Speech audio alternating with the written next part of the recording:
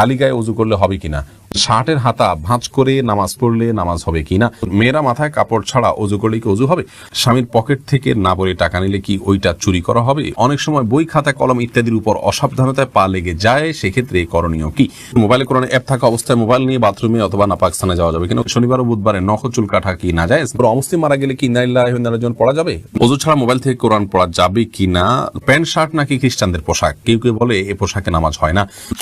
কামরুন নাহার বুলবুলি জানতে চেয়েছেন, অনেক সময় বই খাতা কলম ইত্যাদির উপর অসাবধানতায় পা লেগে যায়, সেক্ষেত্রে করণীয় কি, বই খাতা কলম ইত্যাদির উপর অসাবধানতা বশত যদি পাও লেগে যায় তাতে কোনো অসুবিধা নেই, তবে জ্ঞানের একটি উপকরণ হিসাবে অশ্রদ্ধা না হয় সেমনটি আমাদের করা উচিত, বিধায় ইচ্ছাকৃতভাবে এমনটি করা উচিত নয়। কখনো হয়ে গেলে খুব দ্রুততার সাথে সেটাকে যথাযোগ্য জায়গায় রাখা উচিত এবং পায়ে সরিয়ে রাখা উচিত, এর বাইরে ওইটাকে ছুঁয়ে সালাম করতে হবে এমন কোনো কথা নেই, বাধ্যবাধকতা নেই। মকবুল জানতে চেয়েছেন, শনিবার ও বুধবারে নখ চুল কাটা কি না যায়, না কোনো দিন এমন নাই যেদিনে চুল কাটা বা নখ কাটা না যায়, কোন হাদিসে কোথাও নিষেধ করা হয়নি। ওযু ছাড়া মোবাইল থেকে কোরআন পড়া যাবে কিনা, লোমু তসলিমা বোন জানতে চেয়েছেন, যাবে, কোনো অসুবিধা নেই। মোবাইলের মধ্যে যে কোরআন থাকে এটাকে ওযু ছাড়া ধরা যায়, কারণ এটা মূল কোরআন নয়, এটা আপনার সফট কপি, এটাকে আসলে ধরা যায়ও না, উপরে গ্লাসও আছে, অতএব এটা হাত দিয়ে পড়তে পারেন, কোনো অসুবিধা নেই। আবু জাফর জানতে চেয়েছেন, প্যান্ট শার্ট নাকি খ্রিস্টানদের পোশাক, কেউ কেউ বলে এ পোশাকে নামাজ হয় না,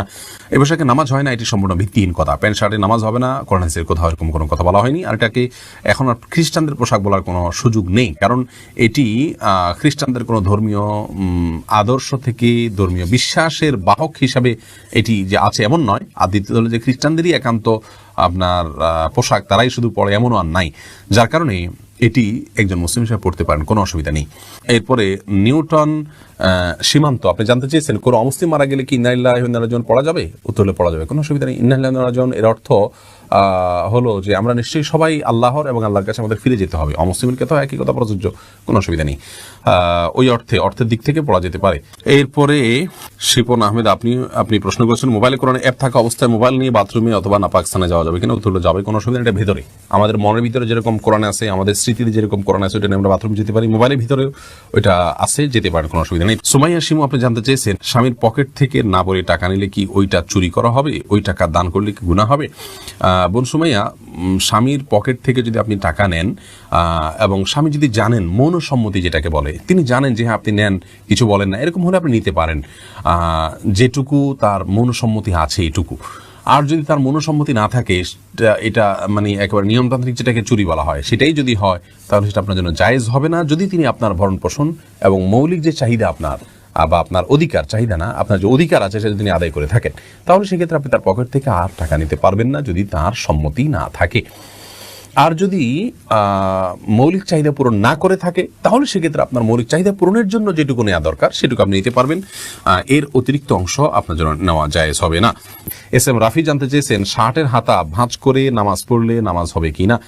নামাজ হয়ে যাবে, কিন্তু অনুচিত, হাদিসে নবী সাল্লাল্লাহু আলাইহি ওয়াসাল্লাম নিষেধ করেছেন পোশাক ভাঁজ করে যেন নামাজ পড়া না হয়, এটা মাকরুহ হবে। সাকিবুল হাসান জানতে চেয়েছেন, মেয়েরা মাথায় কাপড় ছাড়া ওযু করলে কি ওযু হবে, মাথায় যদি কাপড় ছাড়া ওযু করেন আপনি, তাহলে সেক্ষেত্রে আপনার ওযু হয়ে যাবে, ওযুর জন্য মাথা কাপড় কোনো জরুরি না। এমনি মাহবুব ইসলাম জানতে চেয়েছেন, খালি গায়ে ওযু করলে হবে কিনা, ওযু করার সময় দোয়া আছে কিনা, ওযু করার সময় শুধু বিসমিল্লাহ বলে আপনি ওযু করবেন, বাস যথেষ্ট, আর কোনো দোয়া পড়া জরুরি না, আর মানে খালি গায়ে ওযু করতে পারেন, কোনো অসুবিধা